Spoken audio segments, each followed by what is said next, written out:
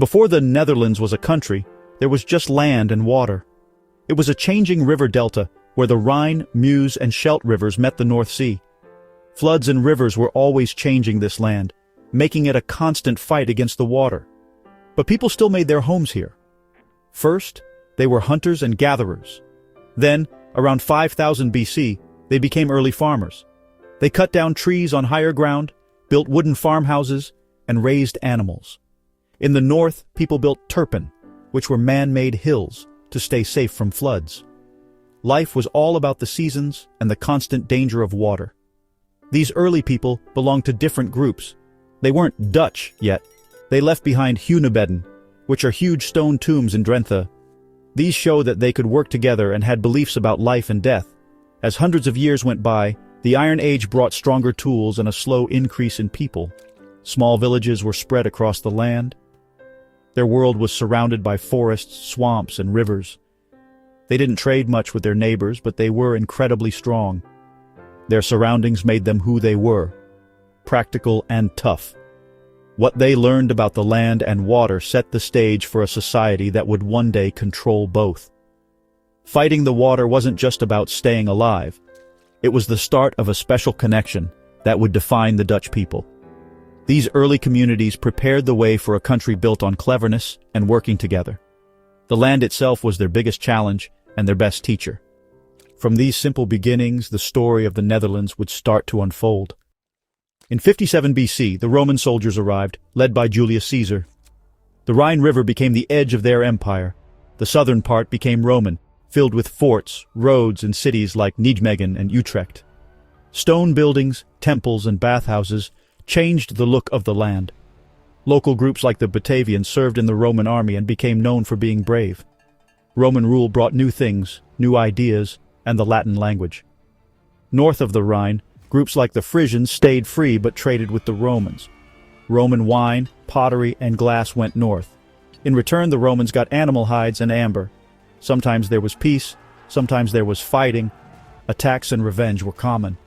In 69 AD, the Batavians, led by Civilis, fought against Rome. For a short time, they brought local groups together.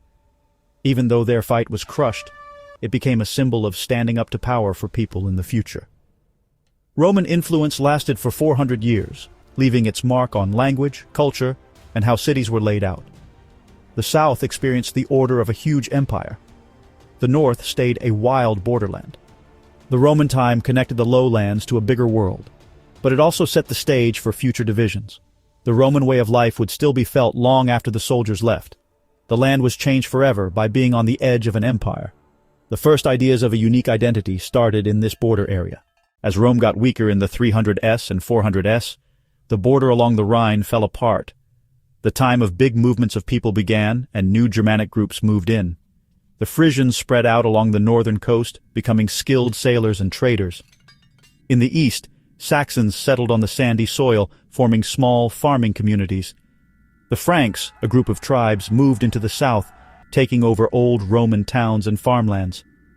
The Franks were ambitious. They wanted not just land, but power. The old Roman cities fell apart, and life became more local and dangerous. Villages became cut off, focused on staying alive and defending themselves. The unity of the Roman time disappeared, replaced by a mix of tribes and leaders.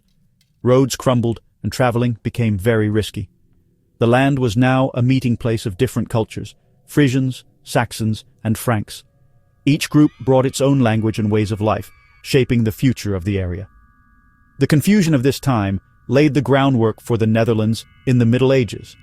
Out of the mess, new identities and communities slowly appeared. The stage was set for the next big change. The Franks brought more than just power. They brought Christianity.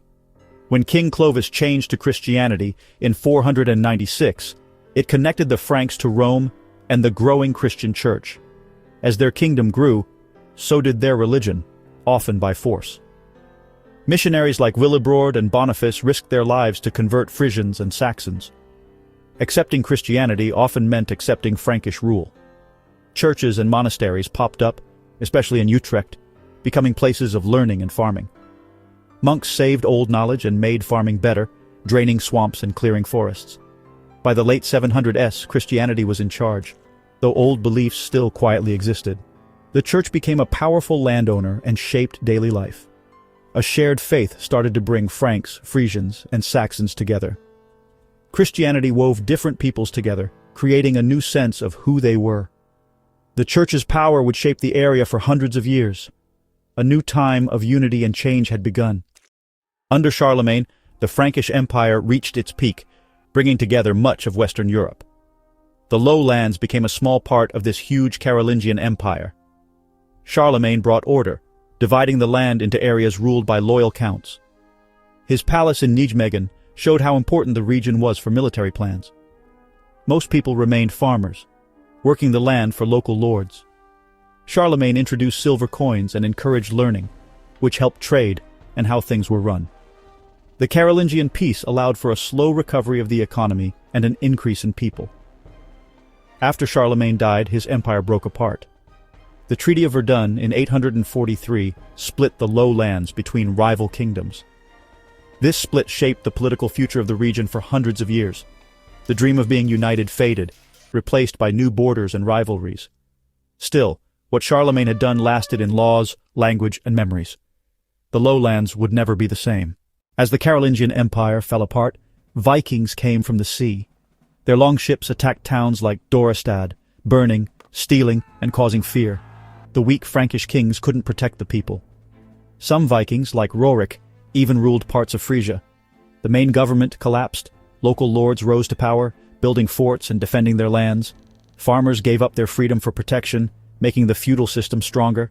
Counts and dukes became independent rulers of small areas. The Viking threat ended by the 1000s as Scandinavia became settled and turned to Christianity. But the chaos left a mix of counties and duchies, each ruled by powerful local lords. Communities became self-reliant, looking to their own leaders for safety. The Viking Age changed the political map, preparing the way for the High Middle Ages. A new order came out of the ruins of the invasions. Among the mix of local powers, the County of Holland started to become important. Starting with Dirk I, the counts grew their land through fighting and talking things out. Their biggest challenge was the land itself, swampy, prone to floods, and hard to farm. From the 1000s, they led huge projects to claim land, draining swamps and building dikes. Farmers who helped claim land gained freedoms that were rare elsewhere, which helped create a spirit of working together. Managing the water led to the creation of the first water boards, early forms of self-government. Holland's fertile new fields helped dairy farming and trade grow. By the 1200s, the counts had become powerful rulers, taking over West Friesland and Zeeland. Holland's rise was a victory over nature, not just rival lords. The foundations for the future Netherlands were set in reclaimed land and working together. As land was reclaimed, towns and cities grew. Trade came back to life, and the lowlands became a center for business. Cities like Bruges, Ghent, and Utrecht got rich from cloth, trade, and river ports. Townspeople, called burghers, were free. They weren't tied to feudal lords. The saying, "city air makes you free," became true. Towns offered chances and independence. Towns negotiated for special papers that gave them self-government. They built walls, town halls, and churches. By the 1300s, the region was one of Europe's most city-like and advanced places. Dutch towns joined the Hanseatic League, trading fish, grain, and beer. Amsterdam began its journey from a fishing village to a major port. City life encouraged new ideas, wealth, and a spirit of independence. The early history of the Netherlands is a story of struggle and change. From a wild river delta to a Roman border, from chaos to Christian unity, each time period left its mark. Viking raids and feudal lords created a land of local power and strength. The Counts of Holland led the fight against water, reclaiming land and building a new society. Working together and self-government became key parts of Dutch life. Trade and city growth created a lively, outward-looking society.